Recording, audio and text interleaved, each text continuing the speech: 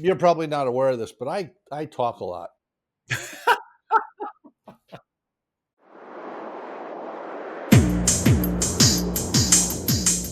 Pat, I'd like to start this episode in a slightly different way because I have a trivia question for you.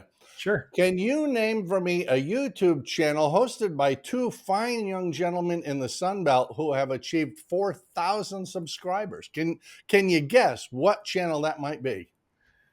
Would that be us? Well, I'm pleased to say we did it last night. And thank you to you subscribers who click that link. You like the videos, you leave comments, and you do leave a lot of comments. But Pat, we were at just a shade over 800 subscribers a year ago. Now we're at 4,000. I think that counts as explosive growth. Well, at least a good strong pop. So thanks to everyone involved, including the miraculous Pat Brown, who really is the brains behind this. But today we're going to talk about more common errors and maneuvers. And this is not even specifically about check ride things or flight reviews. It really is about the proficiency of flying. We're going to talk about slow flight. Have you heard of it? I've heard of it a time or two, done it once or twice. Yeah. I will say, as an elderly gentleman, this is where there can be a generational rift, because when I came through, and I suspect when you came through, we didn't have slow flight. We had minimum controllable airspeed, Right. which was nose up, pretty much full power, flaps down, stall horns screaming. And if I recall the standard correctly, it was any increase in pitch or bank would result in a stall. Correct. And they would ask you to make a turn, which I craftily always did to the left for reasons we can explain. But it was all rudder. It was just relax a little bit of right rudder, and it would start slowly moving off to the left. But now they have slow flight, very different maneuver. And I don't think it's a dumbed down maneuver. I just think it's a different way of a way of demonstrating you have real control of the aircraft. Yeah, I would stop short of saying it's a dumbed down maneuver, but I wish that we still taught it and examined it the old way. Partly because I'm not sure that it's really understood how you're really supposed to get into the maneuver. Almost every check ride that I do, when it's time to do slow flight, the student or applicant will say, okay, we're going to slow down to 55 knots or whatever the speed is. It might be 60, 55, whatever the airplane, depending on the airplane. We're going to slow down to 55 knots, and that's our slow flight speed. And my first question was, well, how did you determine that? That's what my instructor said. Okay. Oh, okay. Except that's not the way you're supposed to get into slow flight. If you actually read the book, and here's the book. The book says, establish and maintain an airspeed at which any further increase in angle of attack, increase in load factor, or reduction in power would result in a stall warning, that is, an aircraft buffet, stall horn, etc. It doesn't name a specific airspeed, and it doesn't say slow down to that specific airspeed. The only way you can really determine that airspeed is to slow down to the point where you get the stall warning or the buffet, and then lower the nose, and then maintain that speed, whatever it is, just slightly below what the stall speed is. Now, as it turns out, in most of these small airplanes, the stall speed is going to be pretty close to whatever that, let's say 55 knots, for example. Stall speed is going to be pretty close to that almost no matter what the conditions are. And I would interject, that speed is going to come up again, we think, in the Mosaic ruling, because the stall speed becomes the factor in whether something's a light sport, not the weight of it. Well, that's true, but that's an entirely different conversation. With the Mosaic, we're hoping for 57 knots, and right now it's 54. We're hoping for 57. But the point is that, excuse me, the point is that it was basically being taught how to enter that maneuver is being taught by rote airspeed, as opposed to sneak up on it, get the stall warning, or buffet, as it says here, and then lower the nose to stop that. And Mhm. that's the speed. So it really may be 53 or it could be 61. This is one of those things that always gets me about flight training, and I hate to sound like I'm trying to disparage anybody because I'm really not. But that monkey see, monkey do method of flight instruction, where, as you say, it's just a rote. I do what my instructor told me to do. To me, that's not really it. You're trying to, with something like slow flight, and every task has a purpose to it. There's a reason we do these things. Right. You're starting off in cruise ostensibly with an examiner and you're going along. So what you're really showing is that you have the ability to maintain an altitude and heading while you change the airspeed and the pitch and the configuration of the airplane dramatically, and then bring it back again, coming back to cruise speed without having anything untoward happen. That's a little more challenging than people realize. And it's not just a rote, okay, I do this, I do that, I do the next thing, because the conditions change. We really are trying to demonstrate I'm in control of this aircraft, regardless of airspeed, pitch, configuration, and I can put it there and bring it back, and we're fine.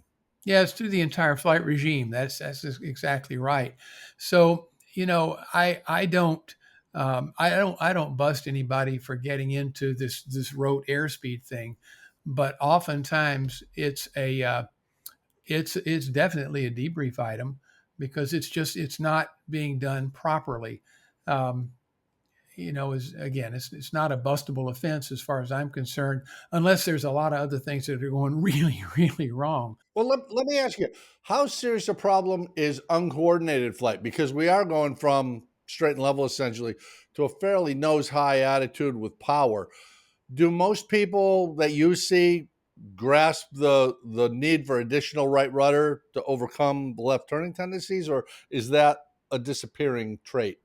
No, I'd say that generally speaking, what I see is a pretty good understanding that you got to add right rudder.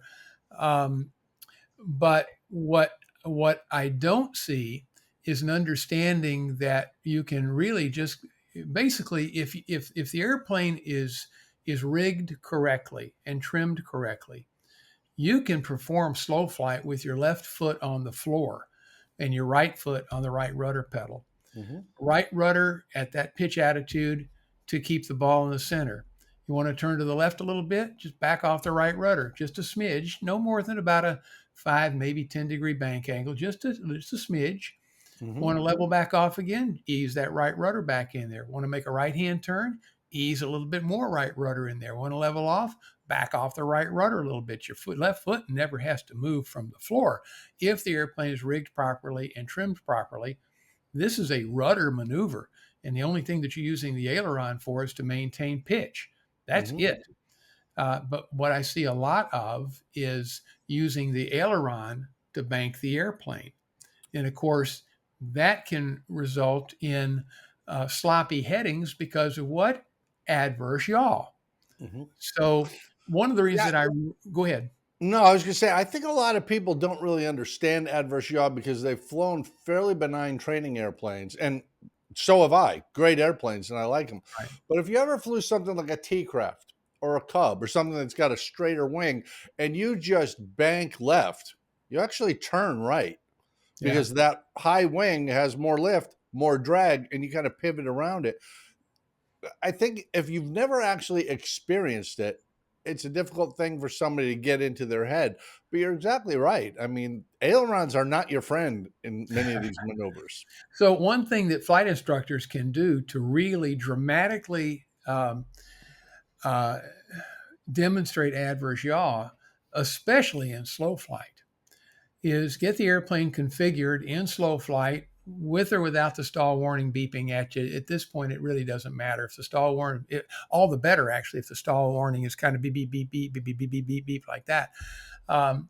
And get the airplane configured, straight and level, nose high pitch attitude, whatever throttle setting is necessary to maintain that pitch and altitude. Right rudder is necessary to keep the ball centered and hold your heading. And then have the student, without doing anything with the rudder, just turn the airplane to the left. And you're right, the nose goes dramatically to the right before it comes back around. Then go to the right, watch the nose go to the left, And the thing is, you can never turn the yoke fast enough ever to catch up. Mm-hmm. So that is a really dramatic demonstration of adverse yaw, and it really drives home the the importance of using the rudder. So now, how do we start to demonstrate the importance of the rudder? There's a little maneuver called a Dutch roll that isn't taught very much anymore. And very simply, picking a point out on the horizon, way out on the horizon, something that's really prominent. And this can be done in slow flight, it can be done in cruise, it can be done at any configuration on the airplane. But basically, you're just banking the airplane left and right real gently. It doesn't have to be violent, and using the appropriate amount of rudder to keep that point on the nose. That's going to move a little bit, but it shouldn't move like this if you're Mm-hmm. using the rudder properly. So Dutch rolls are maneuvers that are really handy. They're not tested. It's not an ACS thing, but it's what I see a lot with private pilots and actually some commercial as well is on final approach. We've got a little bit of power, maybe not much power, but they're fighting a crosswind or something like that, and they're adding some aileron against the crosswind or whatever, and they turn the yoke to the right and the nose goes out to the left, or vice versa, on final approach.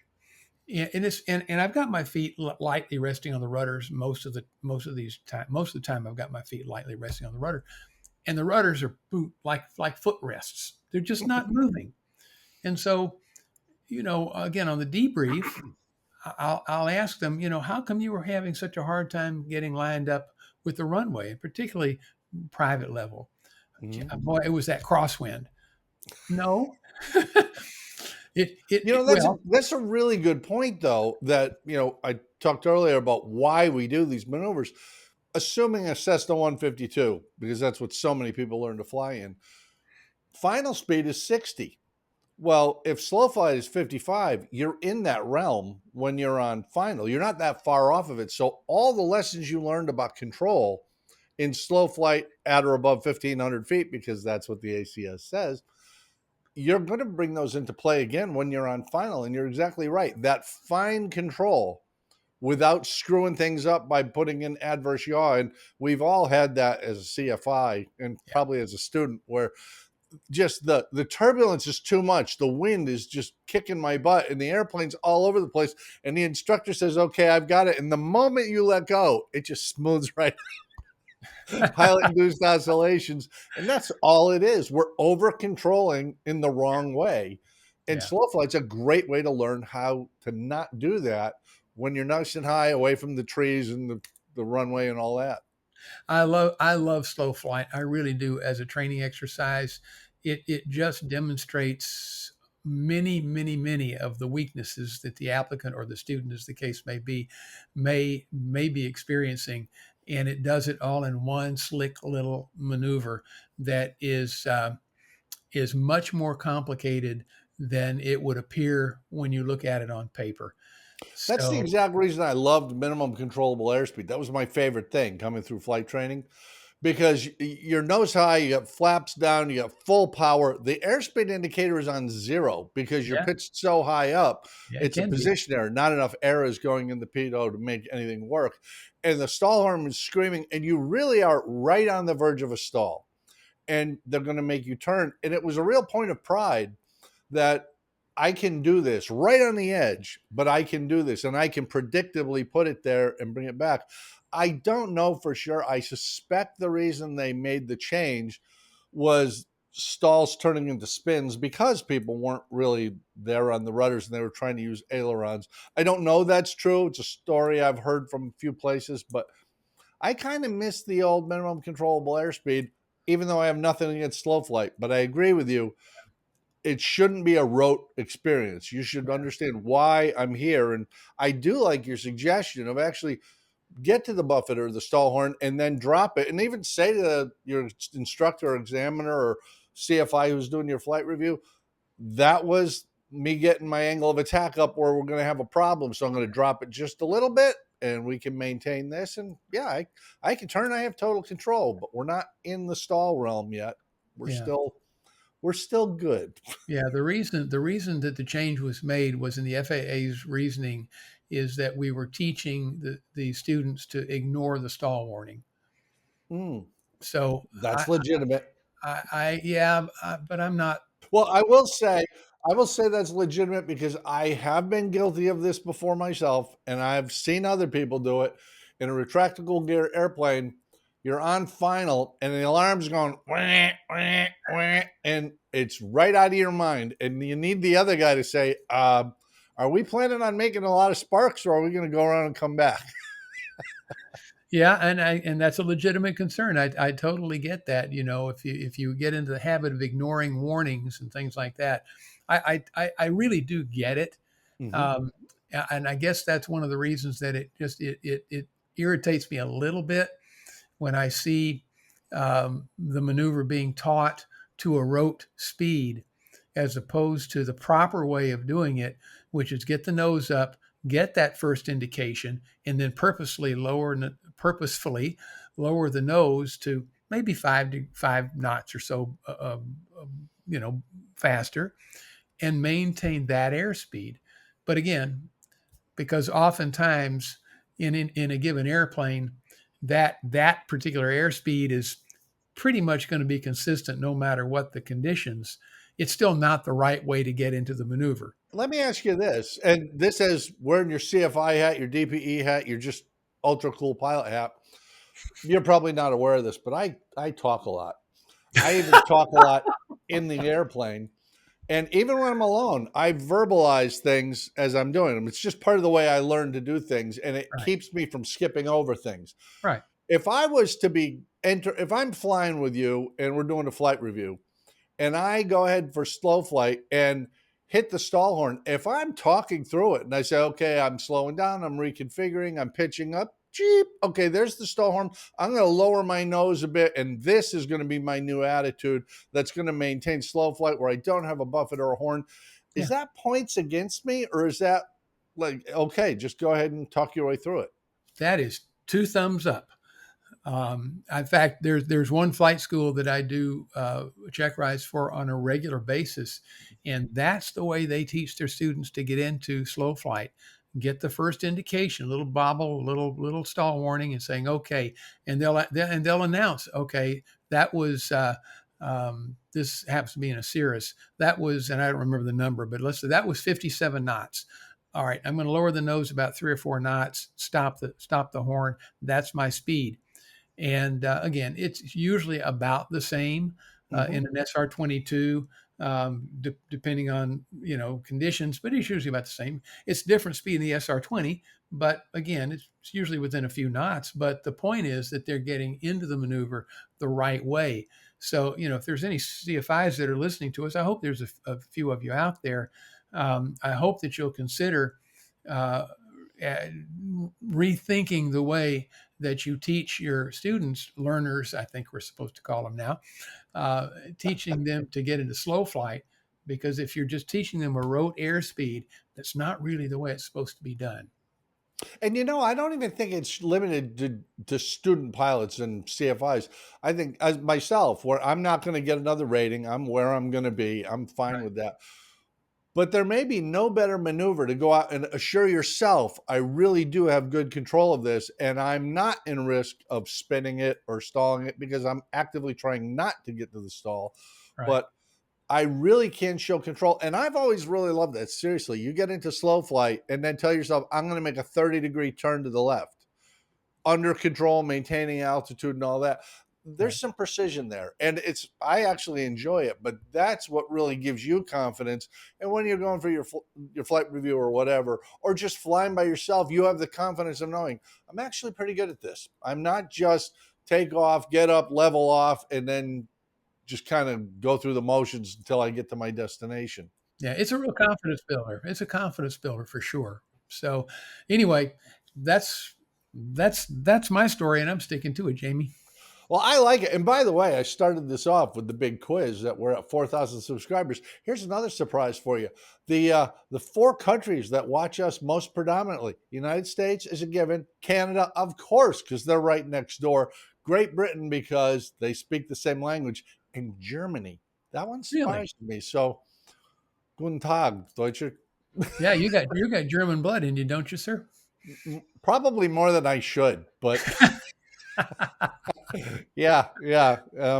My German is not as good, but I do know important things like "Wenn kannst du mit mir trinken gehen," and that's not really compatible with being a pilot. So we'll just let that go. I thought you said something about a drinking game. I'm not real sure what I heard you. Very close. Pat, thanks a lot. I appreciate it. And I do hope folks will go out and give a shot at slow flight, the Pat Brown method. Really learn how to do it, because that confidence building, that ability to know I can do this, that's going to help you when you're coming down final on a day that's maybe not quite as nice weather-wise as you had hoped. You got the confidence that you're in good shape. Thank you, Pat. I appreciate it, buddy. And yeah, maybe look at the ACS once in Not a while. not my method. Not my method. Well, I give you credit for everything that comes out of the FAA. I assume Sean Duffy calls you before they make a Oh yeah. decision on anything. Am I wrong on that? Yeah. I'll see you next time, buddy. Adios.